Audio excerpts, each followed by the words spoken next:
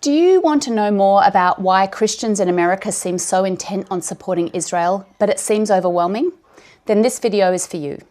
I'm Robin Whittaker, a biblical scholar, and I'm going to talk about Christian Zionism, with the caveat that that's a long, complex and nuanced topic, and we're going to try and do it in just a couple of minutes.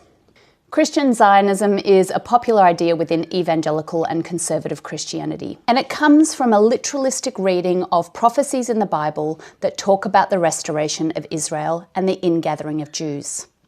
Now, it's clear in the biblical tradition that Israel is depicted as God's chosen people, God's holy land, and there are lots of passages that talk about the people being gathered again or Israel being restored after warfare. For example, Ezekiel 36 and 37 imagines a revived and restored people. But most of that is referring to things that actually happened in the past, not predicting a timeline for the 21st century world.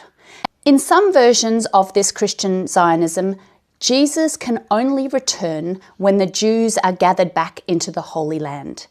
And in others, there actually has to be a Jewish temple rebuilt in Jerusalem for Jesus to come back, because apparently Jesus is dependent on architecture. In the 19th century, a guy called John Nelson Darby developed a system where he thought the Bible talked about human history in dispensations or eras, and that using this system we could figure out where we were in that timeline of gods.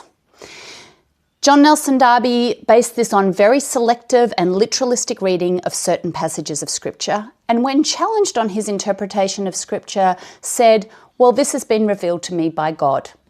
It was popularised by Scofield in the Scofield Bible, which was one of the best-selling Bibles amongst evangelicals in the 20th century.